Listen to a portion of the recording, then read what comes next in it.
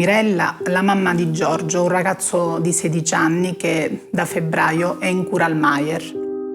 Parto proprio dal presupposto che un ospedale Mayer dovrebbe esserci in tutte le regioni d'Italia. Infatti noi veniamo proprio dal profondo sud, da Agrigento. La Fondazione Tommasino Bacciotti nasce 18 anni fa, dopo la scomparsa di nostro primo figlio, appunto di Tommasino, che è nato nel 97 e dopo pochi mesi è stato ricoverato subito in ospedale Mayer per un brutto tumore cerebrale. Lì purtroppo è iniziato per me e per Barbara un lungo calvario con interventi chirurgici per l'asportazione del tumore, con chemioterapie. Purtroppo dopo 2 anni di battaglie, dopo 2 anni di gioie e dolori, Tommasino ci ha lasciato il giorno del suo secondo compleanno. Noi siamo arrivati con l'idea che questa storia, questa brutta storia, poteva finire in pochissimo tempo. Invece già dal primo colloquio siamo stati informati che saremmo stati qua a Firenze per 8-10 mesi fissi e poi capire che non potevamo assolutamente mai più scendere per questi 8-10 mesi a casa nostra. Quindi quello che abbiamo voluto io e Barbara subito all'inizio degli anni 2000, ed era gennaio, fare questa fondazione che portasse il suo nome per aiutare queste famiglie che vengano nel nostro ospedale Mayer a curare il proprio figlio da qualsiasi parte d'Italia. Siamo stati messi immediatamente al corrente che saremmo stati accolti dalla Fondazione Bacciotti che ci ospitava. Abbiamo iniziato con supporto alle famiglie, abbiamo iniziato dando borse di studio per la ricerca del tumore di Tommasino, abbiamo iniziato dando soldi per strumenti sanitari che potevano servire nelle sale chirurgiche.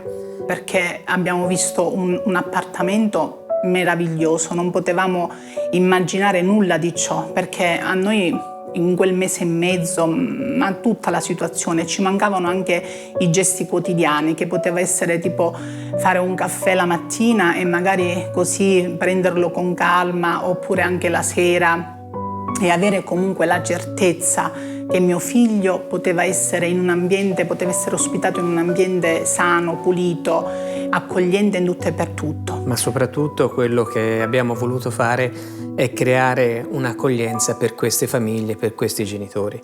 Ecco che dal 2010, con un primo appartamento ristrutturato a spese della Fondazione, siamo arrivati al 2018 con 20 appartamenti voluti fortemente dalla Fondazione che venissero dati totalmente in modo gratuito a tutte le famiglie che venivano a operare il proprio figlio nel nostro ospedale. Tutto questo che loro hanno fatto in 20 anni, in 21 anni, forse si pensa che poteva nascere da una situazione andata bene, una situazione che si risolve bene, e pensare che tutto ciò è nato da un dolore che è stato uno squarcio al cuore per loro come famiglia e anche per chi ha la sensibilità di accostare proprio il cuore a loro. E non si può immaginare come tutto ciò possa essere portato avanti con questa tenacia di Paolo, che io ci seguo, e tutto lo staff che c'è all'interno della Fondazione. Le famiglie vengono da fuori regione, dalla Sicilia, dalla Calabria, dalla Sardegna, da qualsiasi parte d'Italia. Fortunatamente arrivano in un ospedale di eccellenza dove abbiamo dei bravissimi professori, dei chirurghi, dei dottori, degli infermieri, e quello che mancava un'accoglienza per queste lungodegenze in appartamenti. Non potrò mai nella mia vita ringraziarli per tutto questo che hanno fatto, che stanno facendo per Giorgio, per la nostra famiglia che ha avuto la possibilità di stare unita, anche se tipo ad esempio mio marito per problemi di lavoro non può essere presente qua, però quando può scappare può venire, noi ci possiamo ritrovare famiglia dentro una casa normale come la nostra, forse anche più bella della nostra. Non dimenticheremo mai questi momenti.